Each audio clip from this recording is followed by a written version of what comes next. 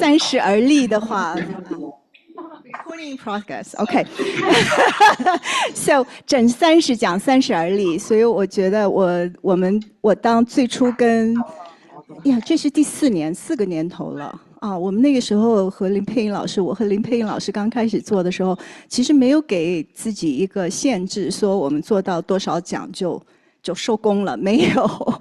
只要张爱玲研究还继续的做下去，那我觉得我们的讲座也没有必要停止，也可以一直做下去。那要非常感谢香港大学文学院的支持哈，最近我们院长又批了一笔经费，所以可以继续的做下去。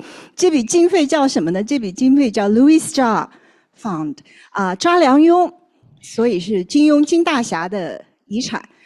在资助我们的这个张爱玲研究的讲座系列所以我们当时我和林佩英老师的一个小小的野心是要把全球张爱玲研究带到我们香港大学文学院。那这个全球张爱玲研究里面的一个非常重要的人物，一直想请，那直到今天才请到的，就是 Kingsbury 教授，金凯云教授。Professor Karen Kingsbury, Professor of Humanities and Asian Studies at Chatham University. 他刚才开玩笑说他不需要被介绍，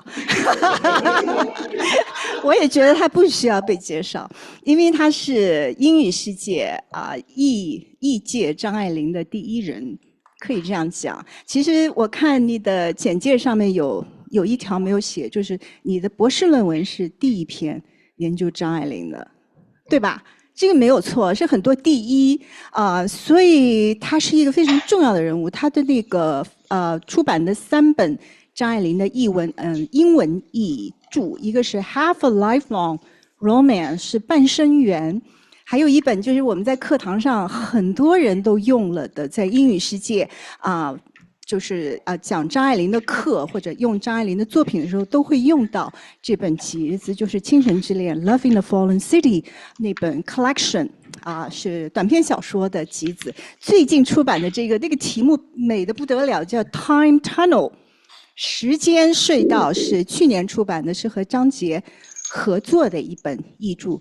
New York Review Books 出版的这本书非常的重要，真的是我们等了很久。它是一个小说和短篇小说和散文的一个合集它是得到了 China Books Review 的一个年度最佳著作的一个决选名单，并且得到了特别的点评。其实今天把那个 Karen Kingsbury 金凯云教授请到这里来的，同时还来了我们这个讲座系列非常熟悉的一个过往的讲者郑远涛先生Silvano Zheng 郑远涛先生他也是张爱玲的译者都是非常卓有成就的翻译家那今天呢他是来做讲评的。金凯云教授和郑远涛先生正在合作一本。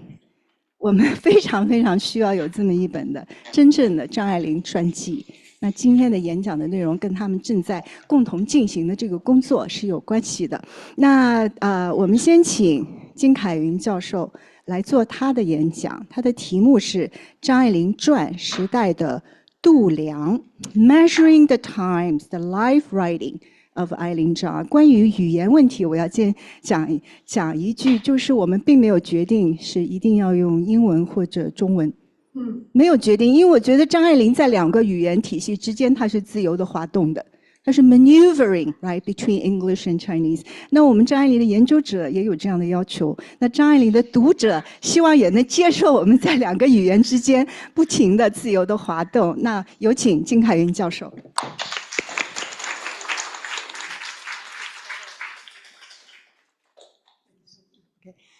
Hello, everyone. Is this mic doing what it should do? I'm just so pleased to be here, and thank you so much, Professor Huang, for that very welcoming welcome. And I just can't tell you how excited I am to be here. It's really a pleasure.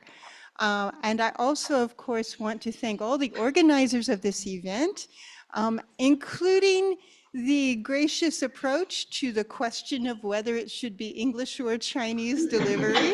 I really appreciate that. I am not actually very comfortable in public speaking in any language. And when I public speak in Chinese, I really get very nervous. So I really appreciate the chance to be with you and to share some of the things that I have been thinking about for quite a while. And I also particularly want to thank my project partner, Silvano, as he allows me to call him. Together we have started to walk down a very interesting road together. And we've already covered many steps, but we still have a long path ahead. So I have to say, I was just thrilled to discover that this talk today is number 30 in the series. I felt it was a kind of auspicious sign probably from Zhang Ailing herself, right? Because it's such a resonant number in Eileen Chang's studies. So I'm actually using it to kind of launch a little preface here and to organize this around the concept of 30. So here we go. 30 as a measure of time or as a measure of years. Quick question, everyone. How old was Zhang Ailing when she wrote in 小团圆九力快30岁的时候在笔记簿上写道, or in English, my translation, Julie was nearly 30 when she wrote something in her notebook. So, does anybody want to answer?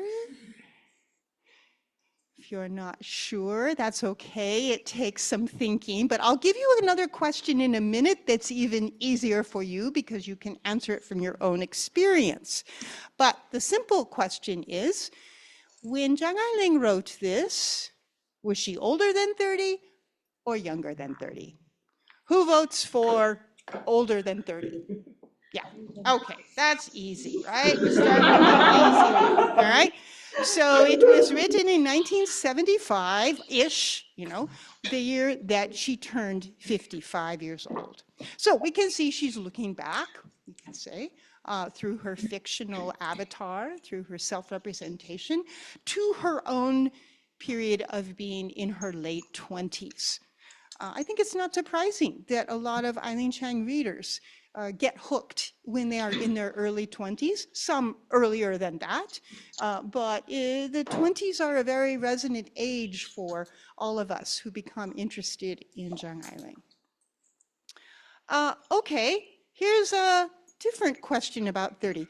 How old was she when she wrote Jin Suo Ji, right? One of the seminal foundational texts. And the point is to notice that here she is talking about 30年前的上海, 什么30年前的月亮, right? 隔着30年的, so all of this. So, quick question, was she over 30 or under 30 when she wrote this sentence? How many people vote for over? Good job. How many people vote for under? Right, here she is under 30 years old, all right?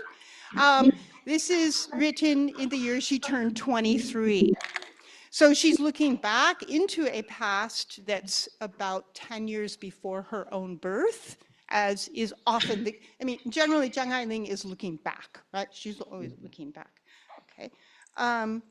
Okay, so now I want to point out that I changed this slide now, so we're talking about Jin Suo Ji, but we could also ask about her English version, which she herself titled The Golden Kang. I actually just gave you the answer right here, okay? So I thought of this just like last night, so I didn't have time to go back and absolutely make sure of the date, but what I am sure of is that the first English publication of The Golden Kang was in 1971, so she was writing it in English a little before that. So she's again looking back to a past, but now it's about 60 years prior. she's looking at her own Chinese text, of course, and that's her primary referent. But to whatever extent she is reliving the experience of the story, she's also looking back 60 years. All right, so we have all of these sort of multiples of 30 years that are important when you are thinking about her writing and her own age while writing. So now I'm going to ask you about your age, but you don't have to tell me how old you are. All right? How old were you when you first read either 金锁记, right, or 小团圆? Yeah, I think I got it right, 小团圆. If you don't want to answer in front of everyone, turn to the person next to you. Turn to the person next to you. And if you have an answer, share your answer with the person next to you. And if you're online, you can write it in a notebook. I'll give you 3 seconds. 3 seconds, okay. Take a minute.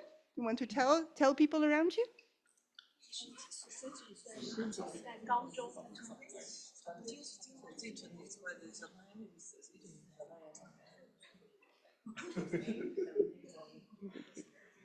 Okay. All right.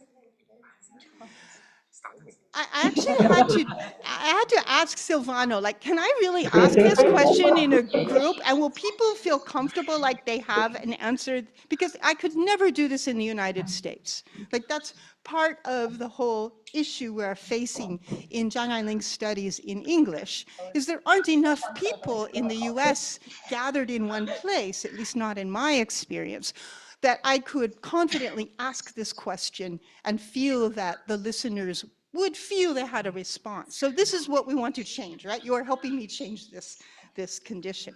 Okay, so now I'm going to tell you something popped over. So you can see my own answers are that when I first read the English version, The Golden Kang, I was 26 years old. So that means I was 3 years older than Zhang Ailing was when she wrote the Chinese version. I didn't go into when I read the Chinese version. I'm just trying to do something simpler. But for Xiao Tuanyuan, I read it before the English version came out. So at that point, I was 6 years younger than she was. So I sort of feel about, like, I think about making these brackets and time plots in my own life. In relationship to her own life, but also it's really more important for keeping track of when she was writing what and what was happening in her life at the time that she was looking back across time and writing various stories, right? So that's a big part of the kind of imagination that Silvano and I are bringing to the topic of creating a biography about this. So that also takes us to, oh my goodness. That means I sent the wrong file. It's okay. So here we want to talk about, you can see measuring time. Here we wanted to talk about measuring the times, plural in English. It should say at the top there. There we go. It should say at the very top, measuring the times, T-I-M-E-S, because now we want to talk about 时代. We want to talk about history, right? Talk about history. And so all of these different ways of thinking about measuring time, it's not only important when we think about when Eileen Chang was writing which piece of work, but it's also, I'll say, for an Chinese to English translator, it's something that I found I had to spend a lot of time in almost every sentence I translate, thinking hard about which verb tense to use in English. As we all know, the tense system in English requires a different relationship to time than the way Chinese constructs time. So as a translator, I was already constantly thinking about temporal matters, relational across time in the texts that I was working with. And also think about time now as a biographer, because here's the challenge. I have basically 1 year to take 75 years of Zhang Ailing's life, plus some time before, some time after, and then we have to crunch it into a book that an American English-speaking reader can read in about 20 hours. So let's just call it 1 day nonstop, right? Which won't happen, but let's say they, if they're a serious reader, 20 hours is a lot to ask, actually, for the kind of audience we are looking for. So you see my time problem, right? Have to figure out how to produce a book that can capture all this rich material and time and shrink it down into this reading time of just about 20 hours. So I call this both punishingly reductive, painfully sometimes reductive, but also maybe existentially liberating, right? Maybe this will free us as we compose the book to do things that we wouldn't do if we were not forced to do them. Fortunately, I can say that Silvano and I have already been really close communication for more than a year, getting ready for this project. And together we bring with us, I'll just say, more than 30 years of work on Zhang Ailing. So we have a lot of background, and that gives us, I think, a sense of ability to do this. Okay, so coming back to this slide here, you may recognize this quote from a very important essay, 自己的文章, in 1944, when she was defending her style of fiction. And earlier, Silvano and I were using a different title for our project, and I became dissatisfied with it. So then we moved over to this idea. And so the highlighted phrase, 时代的总量, was translated by Andrew F. Jones, with whom Professor Huang worked many years ago on this project. And in this sentence, Andrew put it down as a measure of the times, which is actually a very creative and very powerful way to deal with a complicated problem. Before I go into the translation problem here, I want to let you know, so I plugged it into Claude to see how Claude would translate it, and actually Claude gave me a really good idea, which I'll show you in a minute, but then Claude was a very dutiful student, and even though I didn't ask, Claude gave me a lot of meditative philosophical consideration, which I thought was not bad for a recognition of the challenge posed by the word zongliang. So I have put in the highlighting, but you can see that Claude can see the meaning of the quotation. Skipping down to the end, the quotation is telling us the era's true character lives in its commoners, not its legends. I'm like, Claude, that's pretty good, actually. Not too bad. Okay, so coming back to the difficulty of translating the full phrase, I can see that what Andrew was faced with is that he's got a comparative phrase, which is 这些凡人比英雄更什么, right? So you've got this comparative phrase, and then you've got the 能代表, and then you've got a lot of things going on in the sentence. 这时代的总量. So if I simplify it by taking out ordinary versus heroic, and I just have 什么什么人 can 能代表这时代的总量. I feel I do kind of like this phrase. They can stand for our era in its full measure. And I will have to tip my hat to Claude, because Claude's the one that gave me the idea of in its full measure as a way to get zongliang into English. Yeah, I'm glad I'm not competing with Claude anymore. Okay. So I thought this is a pretty good way, and I just wanted to say that this kind of thinking about one word and then another word, It is definitely the way literary translators operate. You know, we start just like creating more and more possibilities spread out. We look at cognates of different kinds, local words, contexts. So I just wanted to pull out a group of related terms that you can generate from many sources. Silvano and I did talk for a while about 测量 and about 容量, and then we talked about 度量. Right? And so we talked about all these different words, and we talked about whether we need to have the same title in English and in Chinese.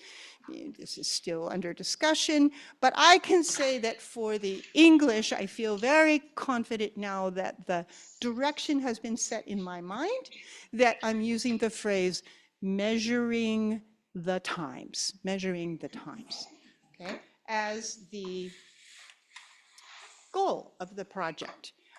So that is how we got to our title. And now, in short order, I'm going to go through the main talk. Okay, the four parts of the main talk. So what are we trying to do with this biography that we are developing? I wanted to use the word snare, kind of trick and trap new readers. And by that, I mean, of course, Anglophone readers, the many, many readers who wouldn't be able to answer my questions that you all could so successfully answer. So these could be people who haven't yet read any Eileen Chang, even in English at all, right? But they might be interested in lives of creative writers. They might be interested in bilingual writers in wartime China, who then also navigated Cold War Hong Kong and Cold War America, so they might have that historical perspective. They might be interested in what it's like to become a media celebrity in your 20s. I think I have a lot of students who would be interested in knowing what that's like. But then become criticized and banned in your hometown, home city community. And then you move to a completely new country and you are basically ignored. You're basically unknown and ignored. And that's where you moved in your mid-30s. So just going through those phases of Eileen Chang's life story, I think it will be very interesting even to people who have not yet read any of her own writing. Then, of course, how much does love matter? Right? How much does romance matter? What is love? Where does love fit into the life of a writing woman? I can tell you, I work at a small university that used to be a women's college. So I still have classrooms that are about 70% female. And because I teach in humanities department, they're very interested in writing and their own writing. I have a lot of creative writers in my classes, and they are looking for models. They're looking for inspiration, and they're also looking to know more about the world beyond their own life experience. So I feel that Eileen Chang's story is so valuable for these young people that I work with every day.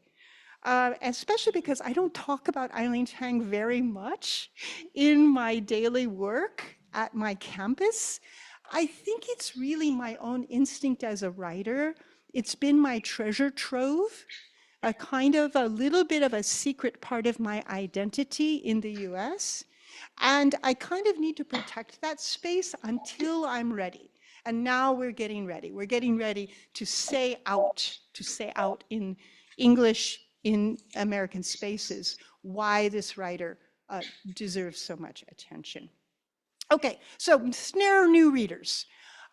But, you know, we also really want to make this a bilingual, bicultural, transnational, trans-Pacific type of project. And we're very aware that for the Chinese version of what we're doing, that many of the readers will know the basic outline of the story very well.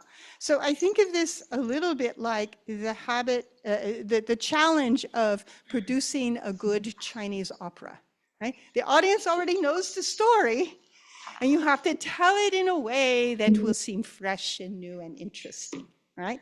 So Silvano and I will keep talking as we are developing our storyline, somehow trying to meet those two goals: snare new readers and offer old readers a new take on a familiar tale.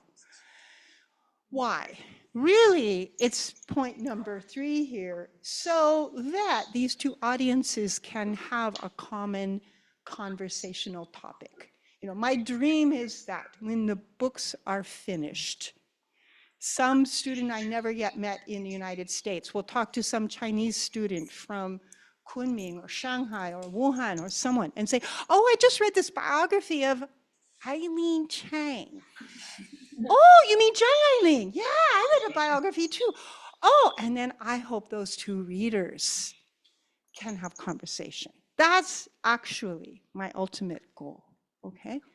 And so that's you know, where we're going with this. And the basic method, we have already started step 1.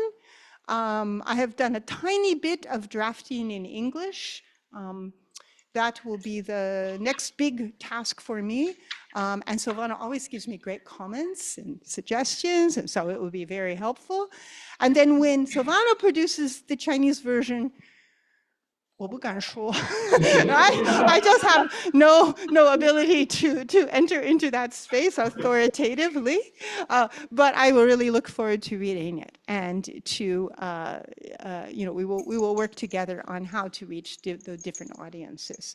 So that is, the general picture is that will be, I call it not simultaneous, but closely consecutive type of translation of our own work as we go.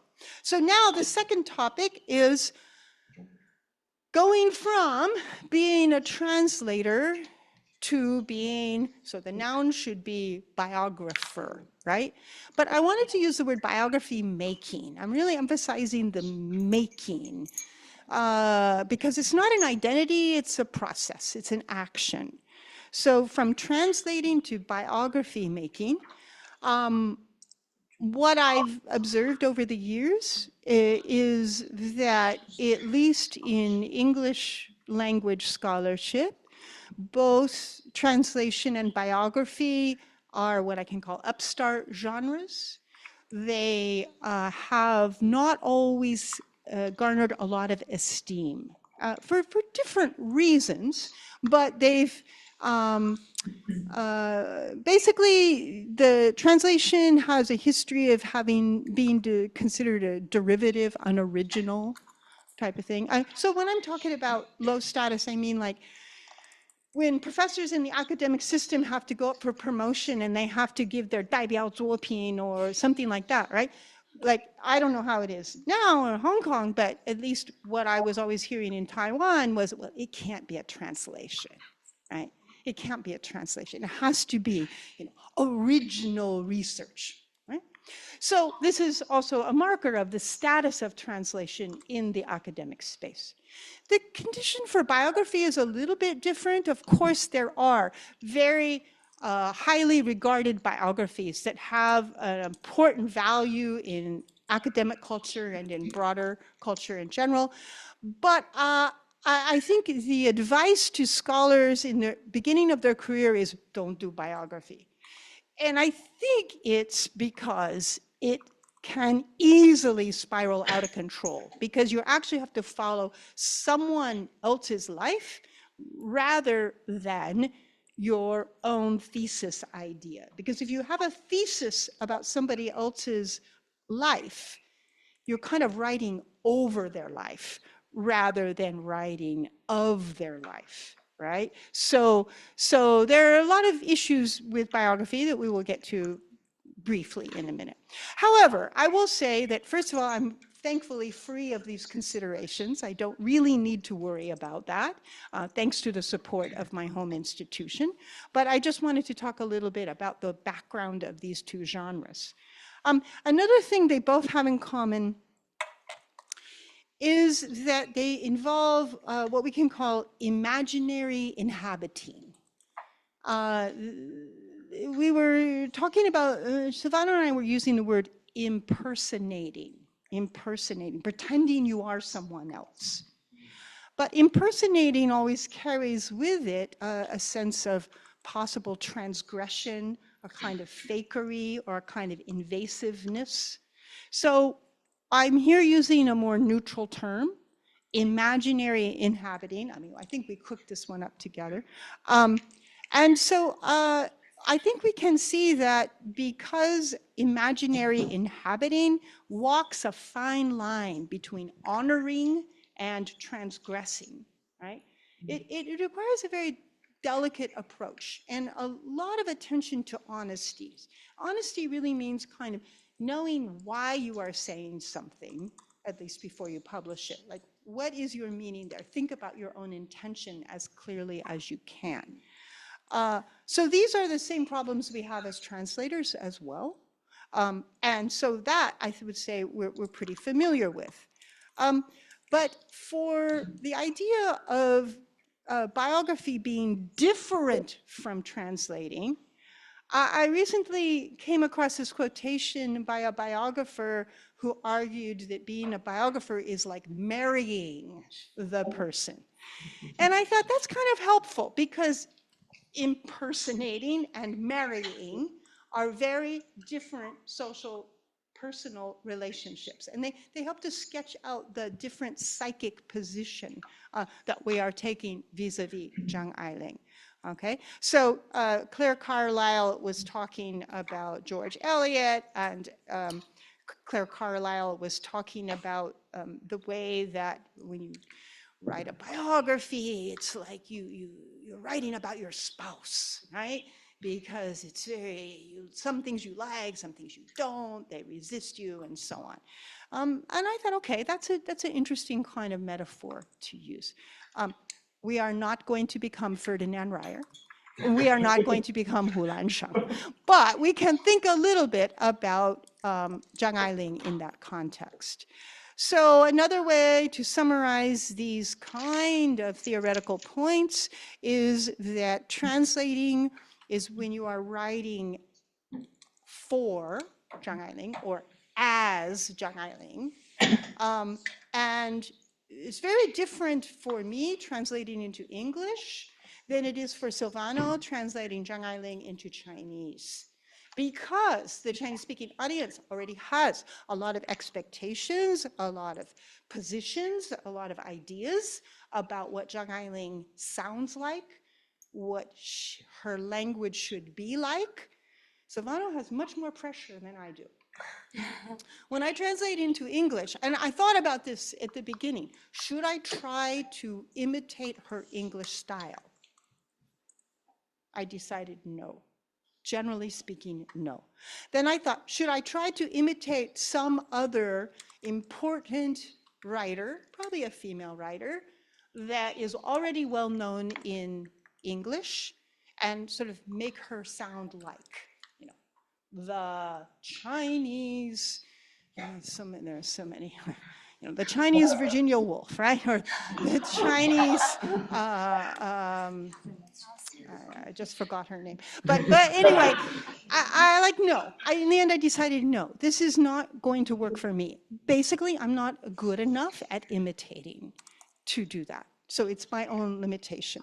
But also, I don't think it would make a better translation.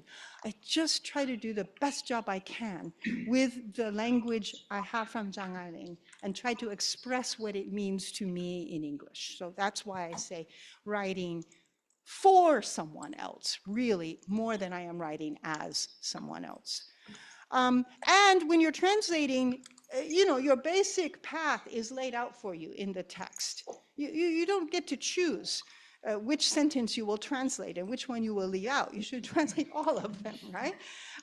And you pay a lot of attention to textual detail in both English and Chinese. So there's a lot of microscopic work.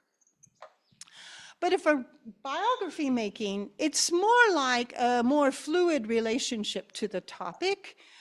It's a more external perspective rather than an internal one. And of course, what we have to constantly do is figure out how much context, something maybe Zhang Ailing herself didn't know or didn't experience, but it might be important because we're trying to communicate something to our readers. So we have a lot more context decisions to make. Instead of following a script, I put it, we're like following someone's tracks through time. Right? And the tracks are just sort of her journey to different spaces. I'm actually kind of pleased that she lived in so many different places because it gives me a chance to travel. Right? And also it helps me a lot because I think of the places she lived as markers. They really help me imagine the points in the journey. So lots of choices to make as a biographer that you don't make as a translator. But I think the really important thing, and in the last few days, Silvano and I have been talking about this, we feel as biographers we have a new opportunity to strengthen ourselves as writers, our own ability to express ourselves, to find out what we really think. And so we're very grateful, of course, to Zhang Ailing for giving us this opportunity to learn from her by learning through the biography writing. Okay, so yes, last fall, a book I had been working on for quite a while came out from New York Review Books. Here's the table of contents. This book was quite different from the previous two that I did. It involved a lot more editorial curation. I did a lot more picking and choosing. So when I did the collection called Love in a Fallen City, I just had, I had what, like 14 stories, 14, 16 pieces, and I narrow it down. That's all, really. And then in Ban Shen I just translate the whole novel. But this one, I'm picking and choosing from different places. And I'm also combining translations from Chinese with 2 essays that Zhang Ailing wrote in English. All right, and trying hard to signal in the book, it's all in English, right? I mean, there's Chinese in the footnotes, but it's all in English, trying very hard in the book to help them understand that's not a translation, right? Right? So we tried to do this work, and I had a marvelous partner for that process, Professor Zhang Jie of Trinity University. I wish she could be here. She and I had a lot of good times working on this. So this is what the book looks like. And if, if I had like 5 hours, I could tell you how the book came together and what the process of that was. But I think I've done some of the general theorizing for you already. And you can see that for me, working now on biography feels like a very natural next step. I'll tell you just a little bit of the process journey, and that is, I didn't plan to do this book. After I finished Ban Shen Yuan, I planned to write a biography of Zhang Ailing. And I had a lot of doubt, because I didn't really feel capable of it, because the Chinese language corpus of materials is so huge. But I just didn't see anyone else doing it. And I'm just like, well, I better do it badly rather than not have it done at all. But then NYRB approached me with the core of this project, and it was just too important not to do. And so then I spent, I don't know, probably 6 years on this project. Okay, so now I can come back around. So it really feels like a moment of celebration and conclusion, because in the process of working on this book and related things, I met Silvano. You see, Zhang Ailing is a great party master, right? She brings people together into a room like Mrs. Dalloway, if you know. Brings people into the room, and you meet them, and you know, you're the person I need to talk to about this topic, right? So through this process, we got to know each other, and we discovered we both have this secret dream of writing, for me, the English biography, right? So what have we decided so far? in terms of our general organization, we are not going to start from the end with the lonely death in the Los Angeles apartment. There's a lot of storytelling that starts from there. We're not going to start from Shanghai or Tianjin, or we're not going to start from Li Hongzhang either, right? We're going to start from the middle, near the middle of Zhang Ailing's life. And this is a technique kind of borrowed from fiction writing in media res, right? You sort of start in the moment. And so it's so exciting to be here in Hong Kong, right? Telling you that this is the place which will launch the beginning of our biography, because we will start with her journey leaving Hong Kong, going to the United States, leaving her best lifelong friends, I should say, and going through Japan and then Honolulu, and then she'll go to San Francisco, spend one day, and then straight to New York. So it's actually a lot of details in this segment, but the point is to pick up the story at the point where she is thinking she can launch out from Hong Kong into the US book market, into the US publishing market. She has good reason to think this will be a successful adventure. And if we know the story already, we know it didn't turn out as well as she hoped. But I want to start from the moment of thinking it may work. Especially, there's a wonderful quote she has in her letter to May. She puts in English words, right? She says, I have no illusions about America. And I'm like, that's a good thing. You do not want to have illusions about America. But she says, but I know I will have many mishaps, right? So that makes a very powerful way to start the story, I think. And then we will circle around and do different things. And then in the process of this, we want to keep her big smile in mind. This picture is not widely circulated. Let me make sure, oh good. So we have to thank Xie Youkun for giving us the photograph here, which comes from Wenlin Yuekan from 1973. And this is a photograph taken, I believe, in San Francisco. And it's a very unusual Zhang Ailing photo, isn't it, right? It's very unusual because she rarely gave us a big smile, a big toothy grin. And there's a lot to say about why we don't have a lot of photos like this. But for reasons of time, you will just have to wait until we talk about them. But I will just say that, like, whoops, what am I doing? Oh dear. I'm here. Oh no! Oh no! Oh no! I'm so sorry. I'm so sorry.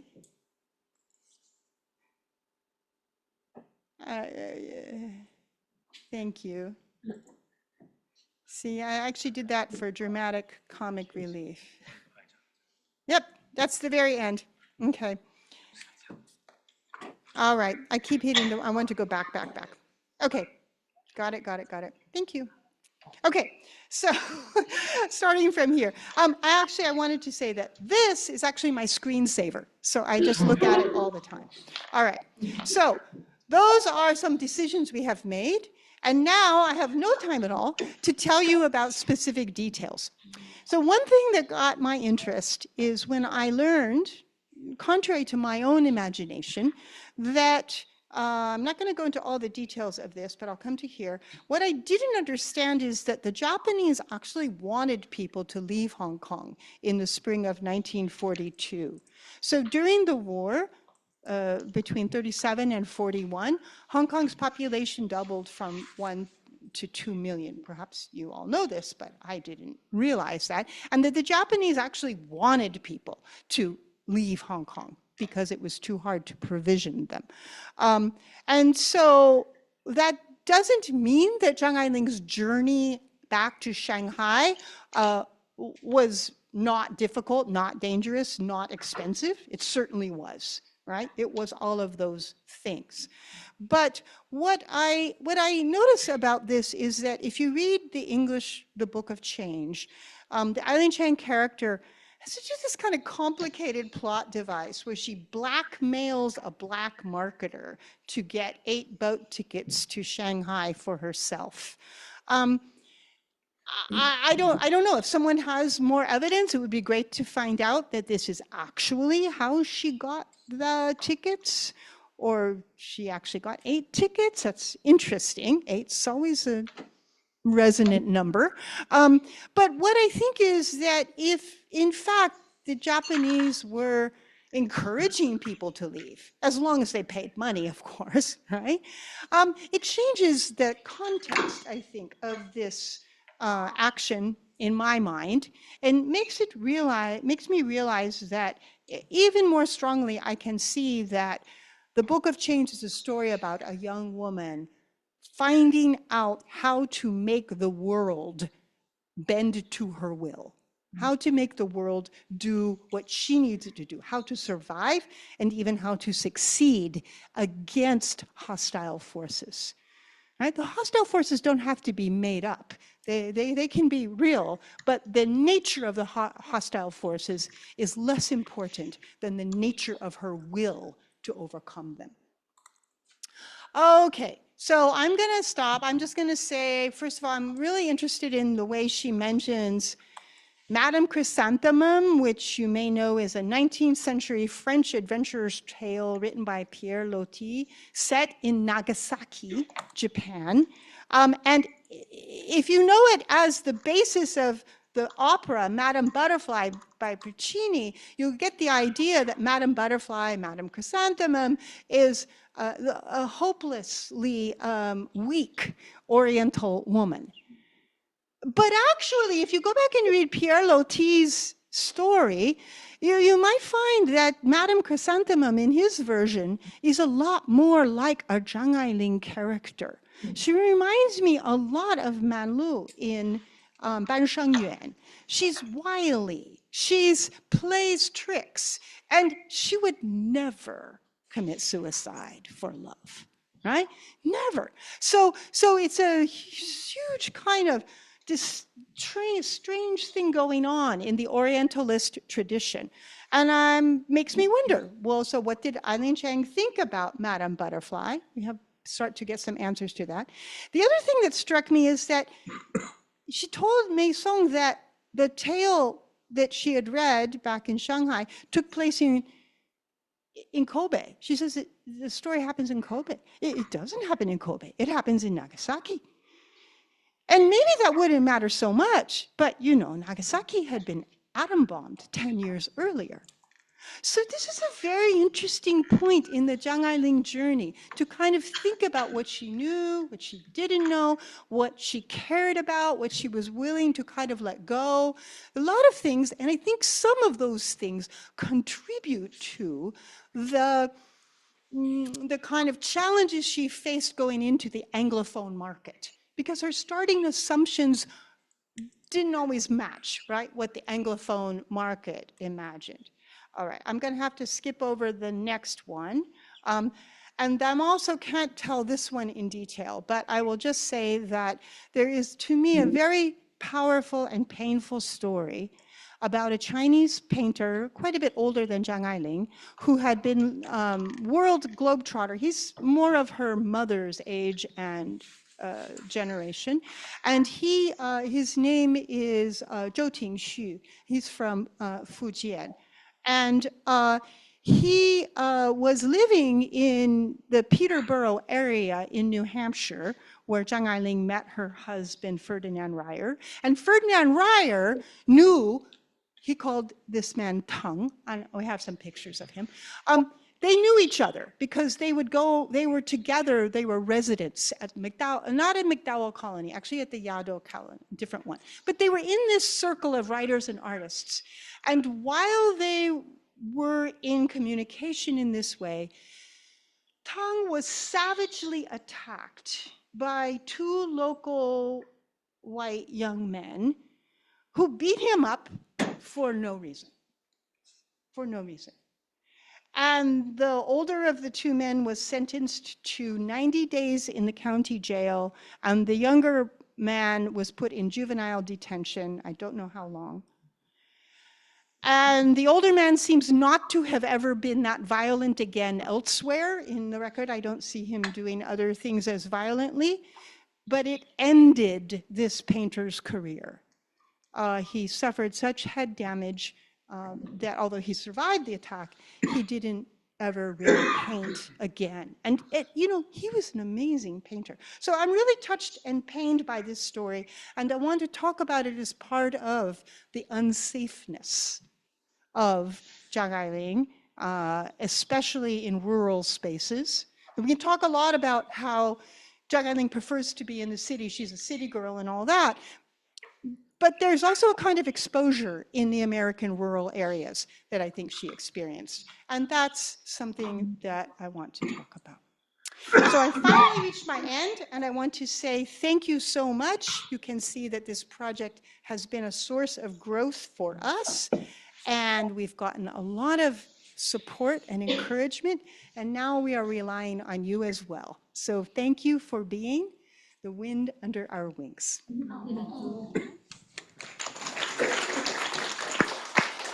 好，非常感谢金凯云教授。他这个传记写作是纪实性的，所以他带来的问题也是非常的有时间性，就是当下涌现的问题。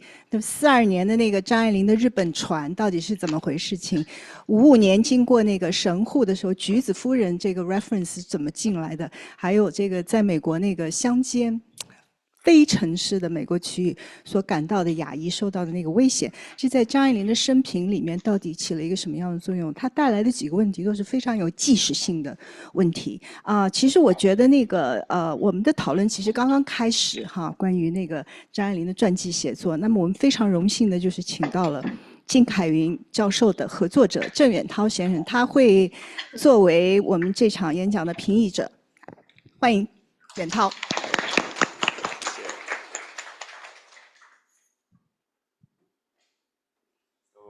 I'll sit right next to you, okay? Thank you, Hong Kong University. Thank you, Professor Huang. And thank you for everybody present. As the English to Chinese translator and as the future author of our project, as the one most responsible for the Chinese edition, I decided to speak more Chinese here in honor of our subject, Eileen Chang, who was a bilingual writer and most famously known as a Chinese writer and 20th century Chinese writer. 好，我会多讲一些中文。我对 Karen， 我们昨天下午其实讨论了一整个下午，有很多观点都是大家还在交流，有很多不同的碰撞，而且我对他的整个的讲座都有很多的回应。那我想今天在这边摘要的说一点。Karen， 我其实想跟你讲，刚才你说那个30这个数字的重要性。 那我有一个个人的回答。我看到《金锁记》的时候，我是14岁；我看到《小团圆》的时候，年纪增长了1倍，是28岁。这个年纪有什么重要性呢？其实是没有。但是，我们看张爱玲，她在这个长长的时间隧道里面。 他从他很年轻的时候就有很老成的文笔，受到了《红楼梦》《金瓶梅》的影响。他有这么看世界的世故的一个少女的眼光，他可以在自己20出头的时候就写30年前的故事，那时候他还没有出生。他也可以在1945年自己没到25岁的时候写出《创世纪》。 最近您翻译了《创世纪》，对不对？在《Centennial》这本书里，也是一个重头戏。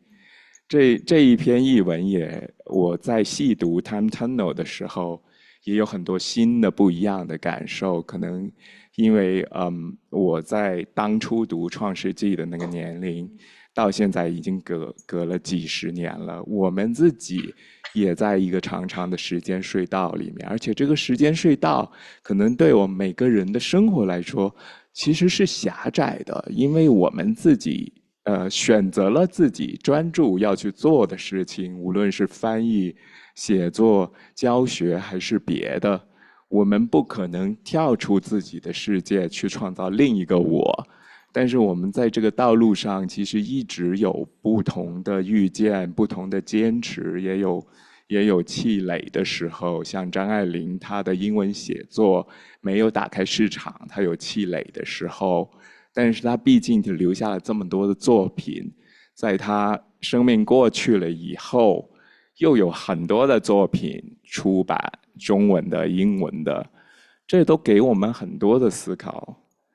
所以，我想讲的就是，在他的生命过程里面，他有很多的回望自己的家族的往事，但是在他自己的生命到了50岁以后，他用小团圆，用易经上下部，到后来用对照记，都回望了自己的一生。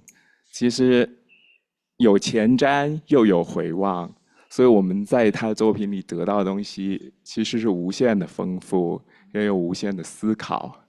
那我们写这部传记，我跟你其实是有一些争论的，对不对？就像在周廷旭的这件事情，究竟对张爱玲有没有个人的影响？应不应该把这个精彩的故事放在这本传记里边？我们都有很多的讨论和激辩，对不对？所以我想再跟你深入的探讨一下周廷旭的这个问题，因为周廷旭这个画家其实是George O'Keeffe 的一个很熟悉的朋友，而且在绘画风格上也受到了美国的这些现代主义的影响。他一生本身就很传奇，也其实值得有人给他去写一部传记。但是在我们的这个写作项目里面，周廷旭应该占有什么位置呢？后来我们经过了更深入的讨论，我也意识到，的确他应该占有一个位置。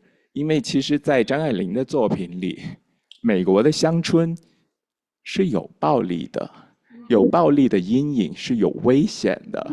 她不单只是一个城市女孩在乡村里觉得不习惯，文化上的不适应，其实在同学少年都不见这篇小说里，对不对？这里面的赵觉这个角色，他迷路，后来第二天把这个迷路的故事讲出来，坎波教授勃然变色，然后赵觉就反省到啊，人家是怕他可能会被强奸了，闹出事故来，所以他借着这个虚构的人物，其实是作者张爱玲是表达了美国乡村的那种潜在的暴力，以及Asian hate。在这些不断的历史的回潮之中，可能有一波一波的新的歧视和新的一些敌对的情绪在。所以我非常感谢你，我们在不断的讨论之中，其实，我们自己对历史和现实的看法都在不断的深化，不断的，发展出新的层次。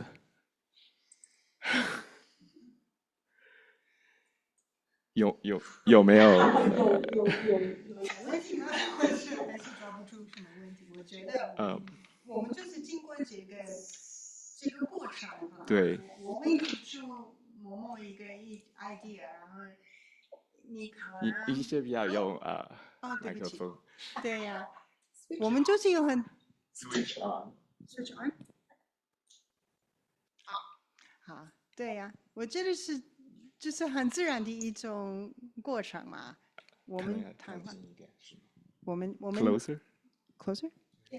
OK， 我们就是谈话的时候会，当然不是完全彼此同意啊，我们当然会有一些意见不一样的，可是因为有这样的一个讨论的一个方式，所以我们会创出新的一个方向。是，还有一点我很想回应的就是，我们在构想时代的度量这个标题、这个书名的时候呢，当然这个书名只是暂定的。如果最大的一个对这个书名还有疑问的话，就是说它不是直接来自张爱玲作品的，张爱玲用的是时代的总量。那为什么时代的度量呢？那其实我们在想的时候，是想到了说中文的度量给人的联想呢，比如说我们可以说人的气量怎么样，这人是不是大度，还是他度量小？这个联想跟英文是有所不一样的，因为我当时我们在构想这个中英文怎么样去措辞的时候，我就跟 Karen 讲，其实柯林很早就有一段话写在《遥记张爱玲》这篇著名的文章里的，那他很敏感的说，很敏感的认识到，当他回顾张爱玲的写作生涯，在上海大红大紫那2年的时候。柯林就说：“我扳着指头一算，其实呢，中国自有新文学以来，没有一个阶段容得下张爱玲的，因为都在强调国族啊，强调爱国有很多民族主义，因为中日冲突的这种不断的紧张起来的局势，作家都觉得有任务，不能写这些风花雪月，不能写。”布尔乔亚的这些事情，那直到上海沦陷，才给了张爱玲大显身手的舞台，也没有评论家会大张旗鼓的指责她了。那其实张爱玲最好的利用了这个机会，在这两年之间，很快的冲上了名誉的顶峰。那这件事情后来有没有在他的写作生涯里有没有在类似的像一个主题的重复一样呢？我觉得是有的。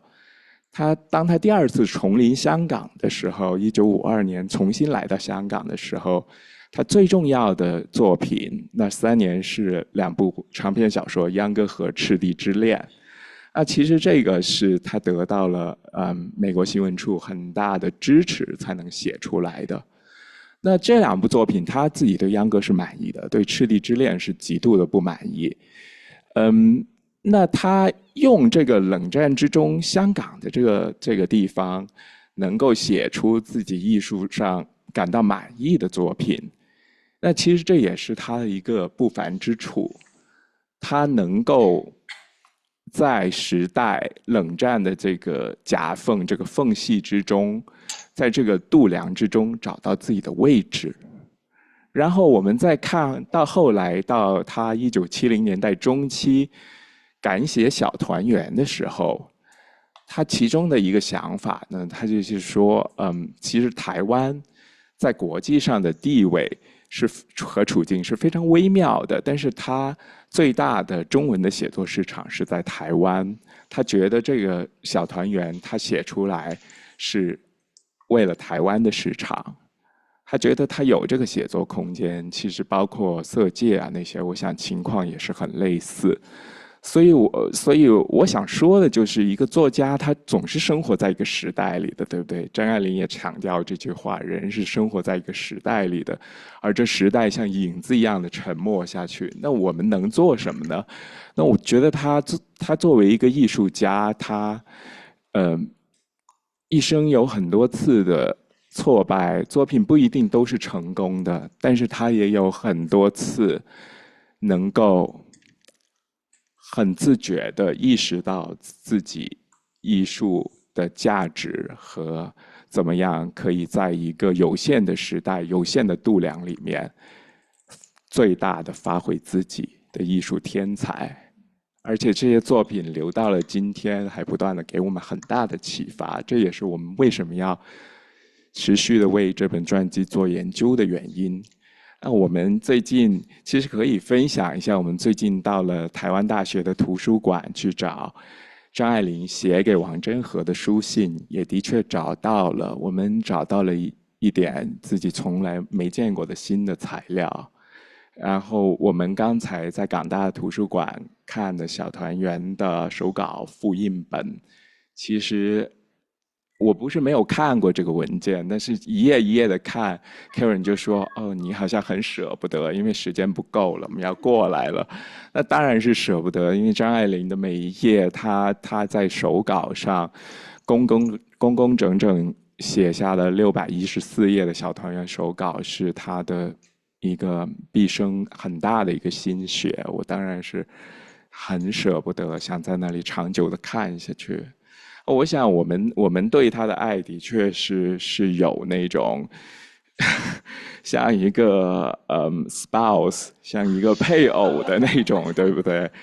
而且我想我们在年龄、在出身经历、背景，甚至很多性倾向、性别这方面的不一样和反差，其实也一直在给我们不断的新的冲击。哦，原来对方是这样看事情，或者是说这个事情是有不同的角度和面向可以被观察到的。所以我真的是觉得很幸运。如果我没有遇见你，我们是怎么遇见的？可以说一下吗？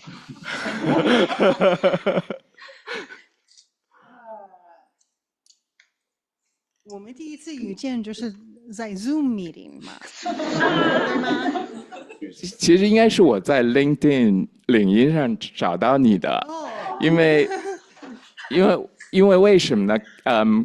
那一篇 New England is China 是张爱玲在美国乡村写的文章，她用了一个非常别人想不到的题目，就是纽英伦是中国。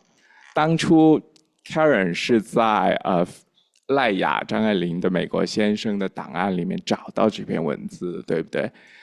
这篇手稿，这篇打印稿是有破损的 ，New England 和 China 两个词中间是缺了字，那个纸张是破的，所以大家都猜不到那是什么词。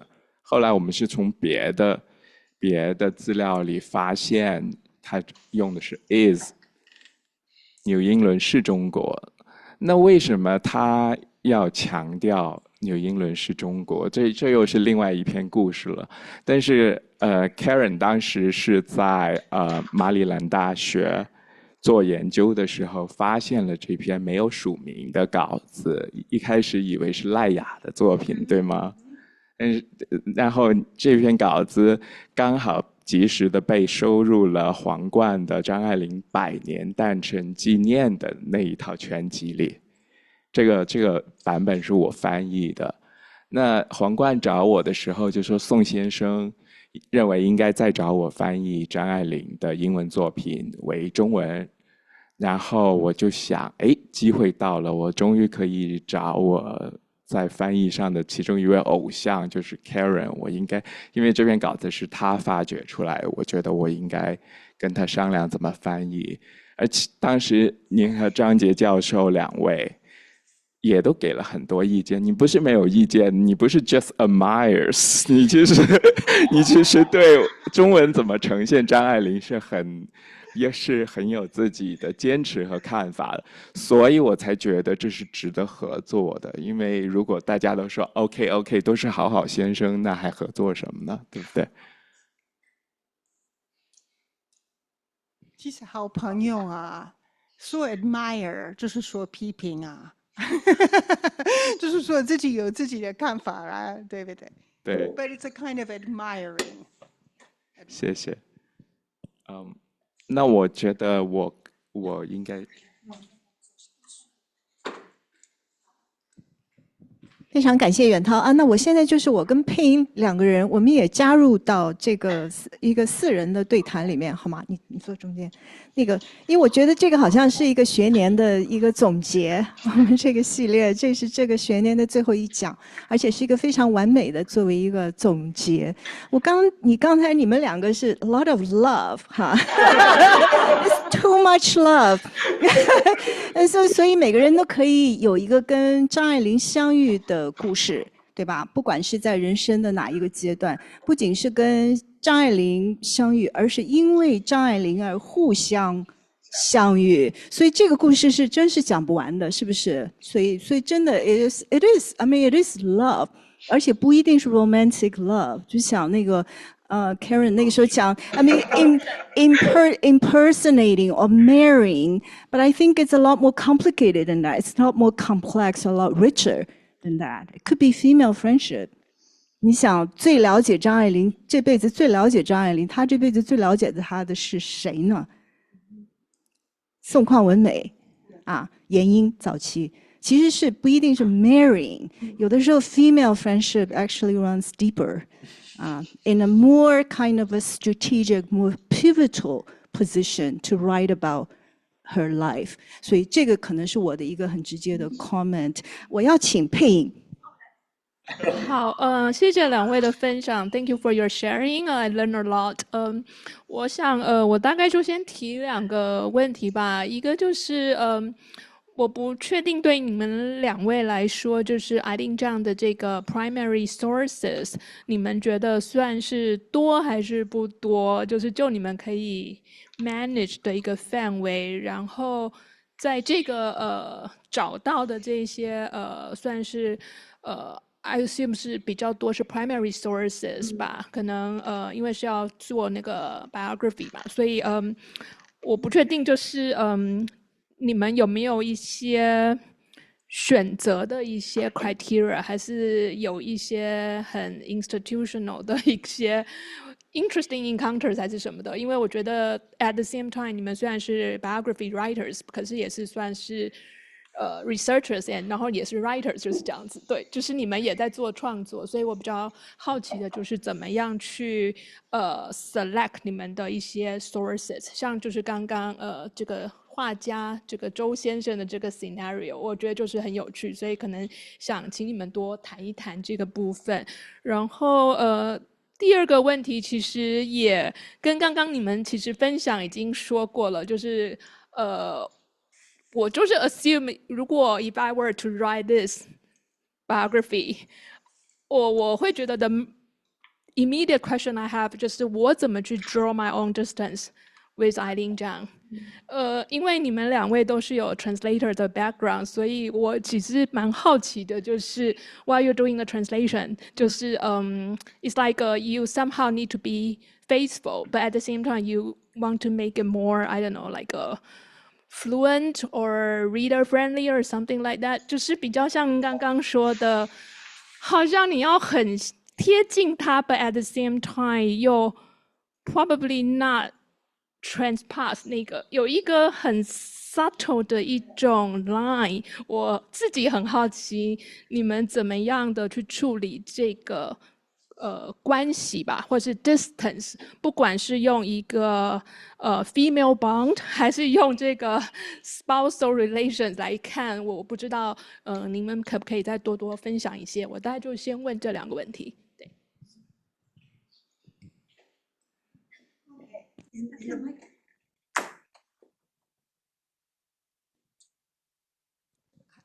我就是不想浪费大家的时间，要你们来听我的还不好的这个的普通话 ，right? So that's why I'm staying in English.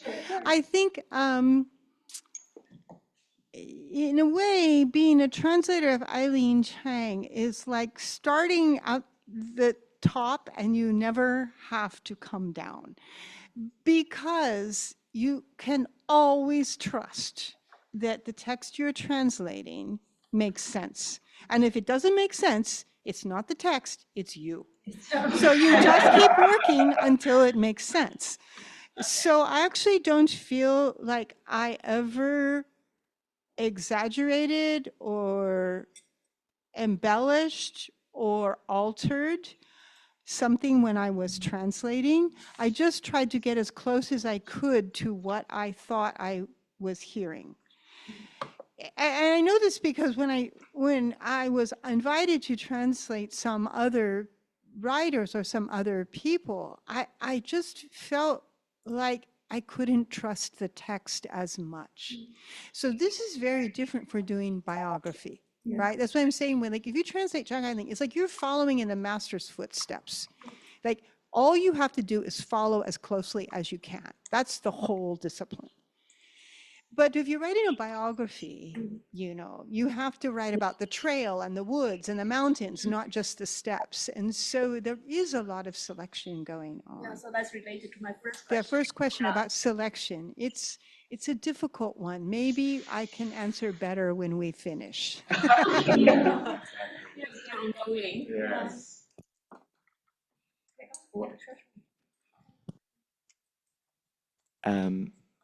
对于配音的问题啊，我觉得在原始资料上，其实 Karen 在费迪南赖雅特藏那边是能够复制他的日记的，是我们在那边有很多原始资料，然后现在藏于都会大学图书馆的张爱玲、宋琦、宋匡，我们也特藏，也有一本珍贵的笔记本。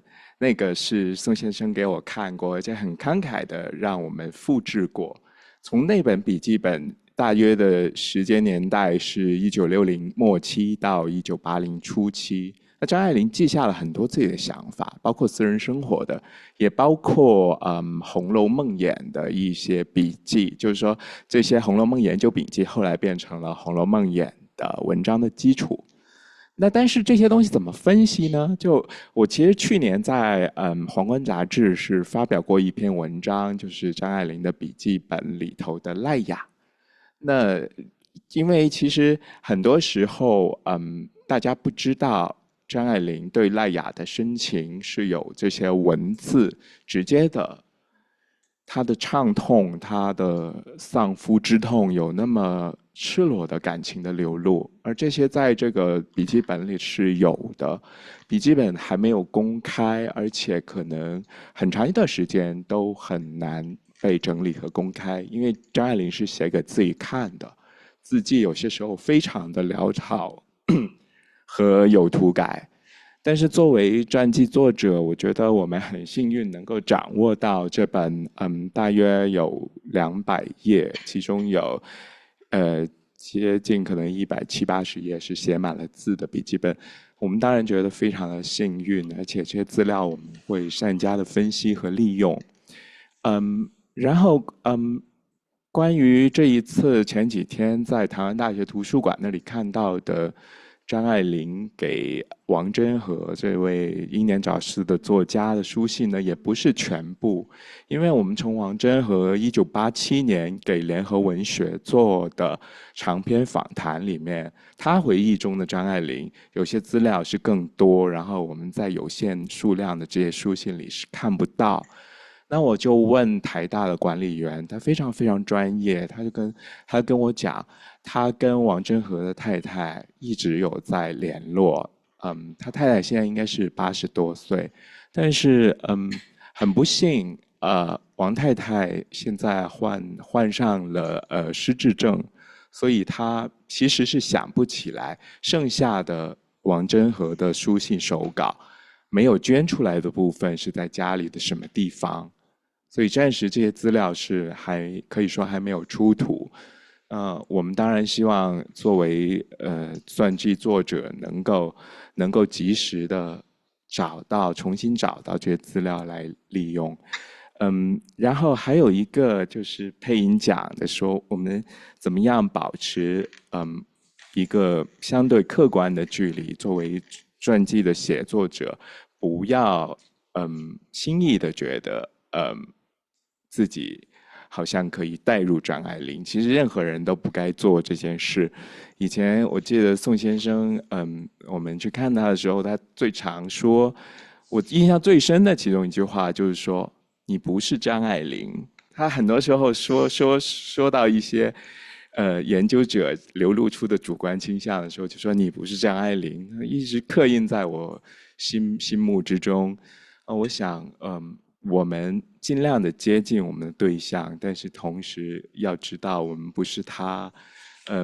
我们在处理的时候，一定要知道自己跟他的距离。这丈量其实也是一种时代的度量。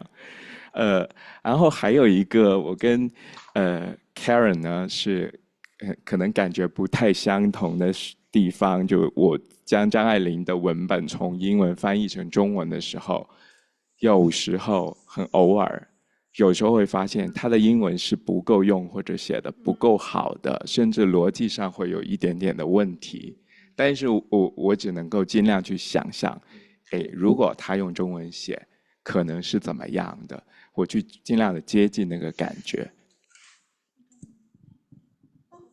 好，谢谢。我觉得今天特别珍贵的，就是因为两位传记作者，他们是正在进行式，正在写作中，然后不断的有各种各样的切磋考虑，然后整个结构还在移动中。它是在一个正在进行式的一个 project 的过程中跟我们来分享，所以这个我觉得是特别特别珍贵的。很多问题仍然是问题，而是那个 open-ended， right？ 很多问题也许到最后传记完成的那一刻，仍然是一个 open-ended question 也许传记出版以后还要修改再版。那你就想，这个就是张爱玲的写作习惯嘛？她即使在一个作品已经出版了、已经发表后，她也不认为她已经完成，她不断的会进行修改，对吧？其实作品的到底是一个什么点上真正是完成的，那是很难说的。所以我觉得真的非常珍贵的是，我们看到一个正在进行式的东西。那我现在就是想 open up， 就想请我们的听众，而且真的是要非常感谢你们，因为我跟佩，我们做到这个第30讲，没有你们，这个我们讲什么呢？什么活动也不要，真的就是线上线下的所有的尤其是从4年前开始就一直跟我们走到现在的朋友们，所以非常感谢你们哈。然后就说现场的听众有没有问题，尽量提问，这是非常宝贵的机会。那可以按动前面的麦，因为我打开，还是用麦比较好，因为我们在线上。多谢两个讲者了哈。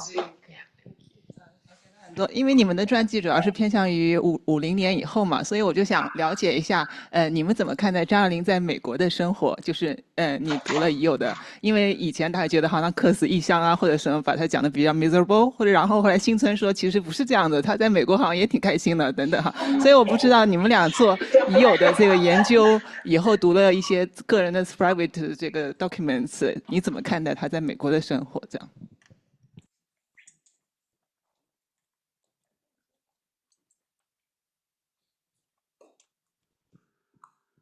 ？Well, after all, it's 40 years.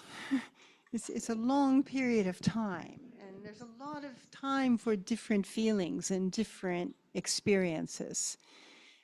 So I do feel that she might not have had illusions when she started out for America, but no one can. Yeah, you always have some assumptions. You have some assumptions, you have some beliefs you don't even know you have. And the same thing happened on the Anglophone publishing side in terms of what they could imagine someone like Zhang Ailing could be in what kind of slot she could fill in their imagination. So there's a lot of, actually, a lot of conflicts. I think going deeper, it's really a lot of interesting questions about her relationship with Ferdinand Reyer, and a lot of questions about what kind of support she could get from him. And then it gets tricky because, okay, I started out quite critical of Ferdinand, quite seeing many of his limitations and seeing some of his overestimate of his own abilities. I can give some some support for that. I felt he's patronizing, condescending, and many problems like that. Silvano, well, I'm going to say towards writers of color. I'll put it that way, okay? But he means it. He means well. He means well, okay? But Silvano kind of persuaded me that that there's something sincere, right? We have the damnedest thing for each other, right? There's something sincere in this relationship. So the trick is I can't just use like my own lifestyle values, what I expect my husband to do, and what he maybe expects me to do. I can't use that and apply it to this other relationship. But I really appreciate the suggestion that we think about it as a female friend of Chang Ailing's. And and that's a really valuable position, I think. Before I a little bit didn't dare to imagine myself as her Pangyo, right? But I'm getting a little more confident. So maybe now I can imagine that. Can I add something? I mean, Karen, you actually have so much to feel confident about. You, of all people, is the only one among us, that's our generation, who actually has communicated with 张爱玲。你们知道不知道张爱玲和 correspondent 跟那个金凯云教授是有通信联系的，那是我们这一代人里面唯一的一个。所以你作为一个 female friend， 一个女性朋友、女性知己的那么一个角度去切入写她传记的话，你有你的得天独厚的地方，是吧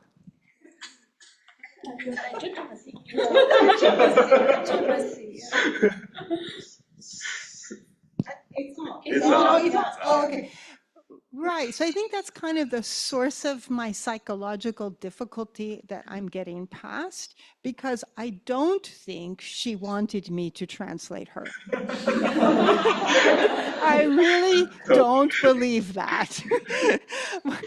Zhang Jie said to me, "Oh, she wouldn't care. She's happy." I'm like, "No, she doesn't actually want me to translate her." But this is the reality. This is like, if I don't do it, who will do it? So I think I've been carrying that burden as a translator. And also, you know, just some things she said to Xia Zhiqing or Zhuang Xinzhang or something about who is this Kingsbury, you know? And I sort of feel, you know, very, very, you know, a little bit of kind of shrinking because of that type of interaction. But I think it's really my own mental problem. Right. I really think it's my own mental problem. And when I overcome more of that, I will also write another essay about my experience as a translator and say more about that correspondence and about my... One time I translated something of hers that I didn't know she had already translated. I didn't know. There are a lot of funny stories. She never found it. She never found it. She claims she has it. She never found her. That was Fang Suo, but then I translated Deng. Oh. And I didn't know. I started thinking, wait a minute, I've read this story before, long time ago. But I didn't realize she had translated it until after I turned my manuscript in. So that was an interesting case.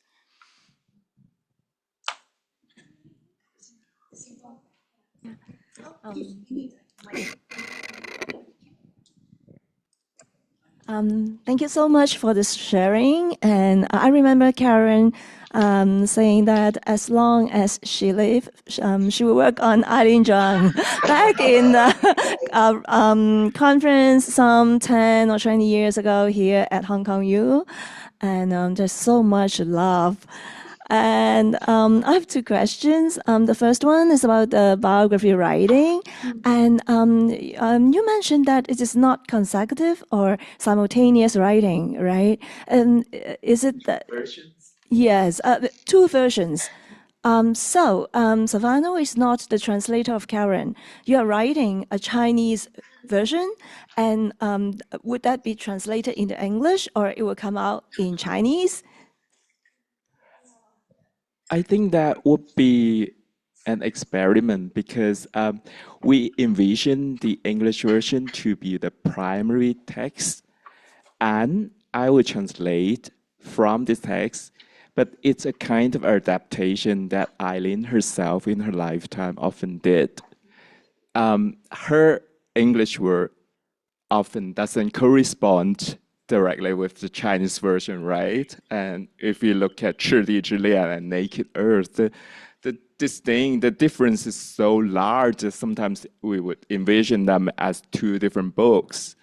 So I think we are writing for an audience, and the Chinese audience and the Chinese interests will probably be different in many ways than that of the English reading public.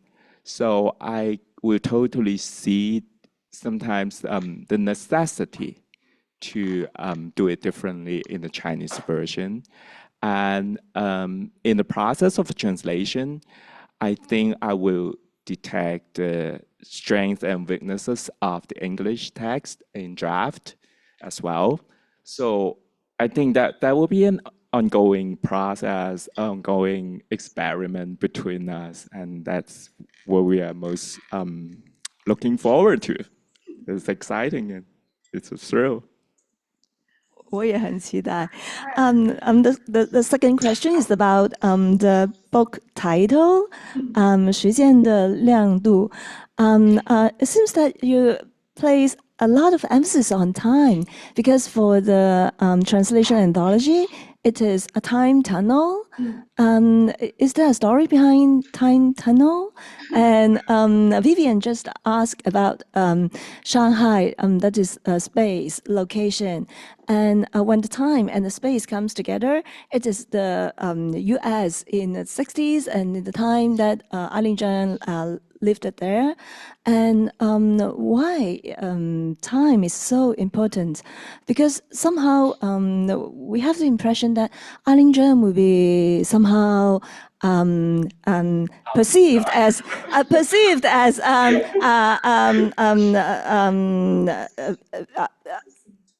resisting the time.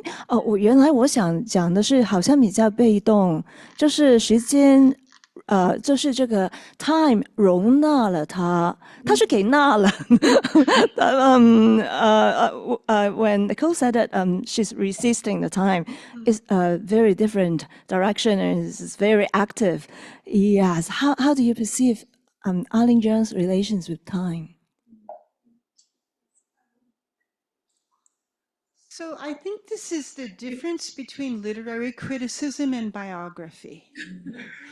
I mean, I think that these very important points about her complicated relationship to time should absolutely be pursued in critical thought, in interpretive thought. But unless we already decided we're not doing an experimental biography. I mean, we're doing an experimental method. Yeah. But actually, it's a fairly traditional biography. We're not going cradle to grave. We're going in the middle and then back and through. But in a sense, it will follow a kind of Anglophone 19th century concept of, Mr. Bennett and Mrs. Brown marching through time.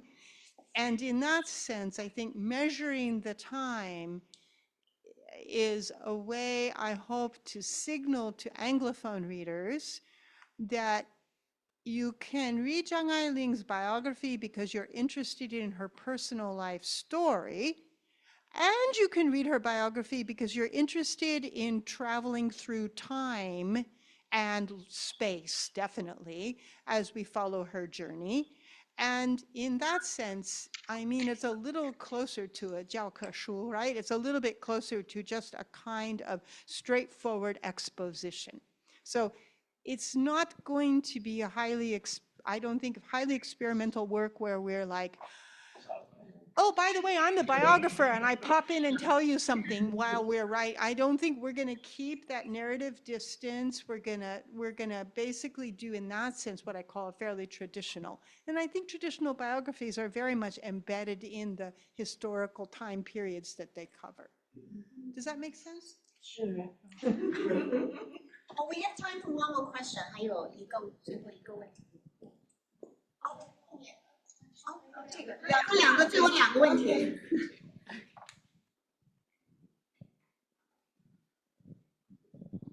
I'm curious about how are you going to see or your approach to Xiao Tuanyuan, because it has so much to do with her own life, and it has also so much to do with the jumping between different points in her life, and it's a fiction at the same time.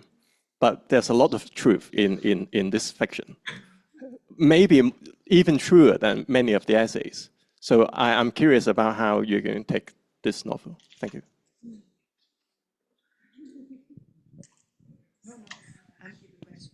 Really? That's a very challenging question, I would say. But I think the different... when Eileen wrote about her own life, either in forms of memoir, essays, and fiction, she often presented herself rather differently. For example, in I Ching, the Book of Change, and the storyline is different from the same time period she covered in Xiao Tuanyuan. So I think one of the function or the purpose of our biography writing is to comb through all these different accounts to find the one that might have been closest to what happened. But the truth is, we will never get the whole truth, right? We can get closer to it. It's behind something, but we might not fully grasp that something. So I think it's ongoing, and we said to ourselves early on that we are not going to write a definitive biography of Eileen Chang, either for the Chinese audience or for English audience. That's too huge an ambition to achieve. We will do our best, but it might become the first full-length Eileen Chang biography in English. That's a possibility, but we are not doing the definitive thing. So we haven't discussed this very important question, Silvano and I. We haven't discussed it in a lot of detail. So my own thinking is that there are some repeated incidents that we can find in several different Eileen Chang texts. So take her relationship with her mother, and you can trace stories about what probably happened in the 1930s and 1940s in real time, but you also can trace a story of how after those years, Zhang Ailing looked back and had different feelings about the things that happened when she was younger, and therefore told a story with a different flavor. So there are two kinds of storytelling here. It's very hard to go back and say, like, what really happened. But what we can say is, so in one text, it appears to be like this. And then in another text, it appears to be like that. And in a third text, it's like that. So in that sense, it is a little bit experimental, and not like we are omniscient biographers who can tell the reader exactly what happened. But we should reveal our sources as we write. I think we have one last question. I'm sorry, I try to make it very short. Okay.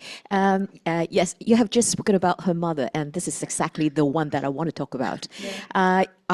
Much of her works are actually dealing with her childhood memories. Okay, and I personally believe that she developed a sort of love-hate relationship with her mother, and her mother, in my opinion, was a feminist in her times. Okay. But then, as a biographer, how would you, deal with this sort of figure that might, I think, play a very pivotal role in her life as a writer? And because I'm a mother as well, and I truly understand how motherhood, the significant role motherhood could play in a child's life. So, yeah, that's the kind of question that I want to ask. Can I steal from our conversation yesterday? So in our most recent conversation about this topic, Silvano asked me something I really appreciated. I hadn't thought of it. Maybe some of the problems that Eileen Chang records in Book of Change are related to the possibility that her mother was going through menopause at that time. It was not something that had occurred to me, and I don't think we'll ever find a record to it. No doctor is going to tell us, right? But I do think we have to keep thinking about their embodied experience. And I'm personally very sympathetic to her mother. I think she had a very difficult life. I'm glad I'm not her daughter.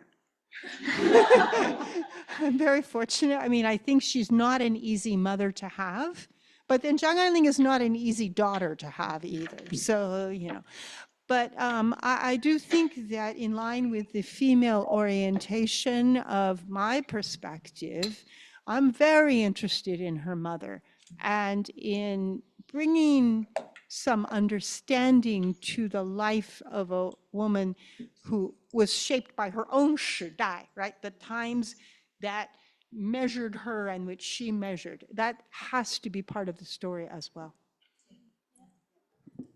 So thank you so much, Karen and Silvano. I feel like this doesn't just conclude this event, but also concludes the series for this year, right?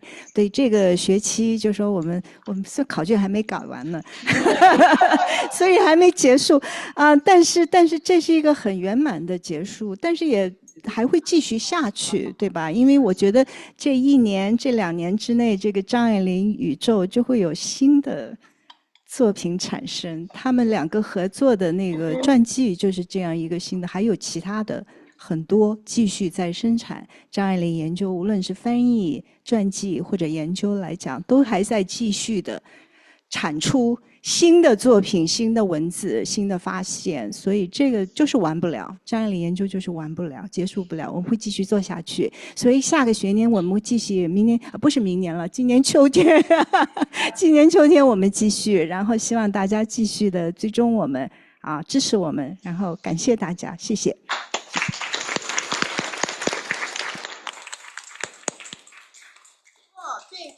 那个 Grant 提醒我们要大家请先不要动，我们做一个大合照，我们做回可能要做到。就坐到中间，然后其他的2边可能要请你们站起来，集中在。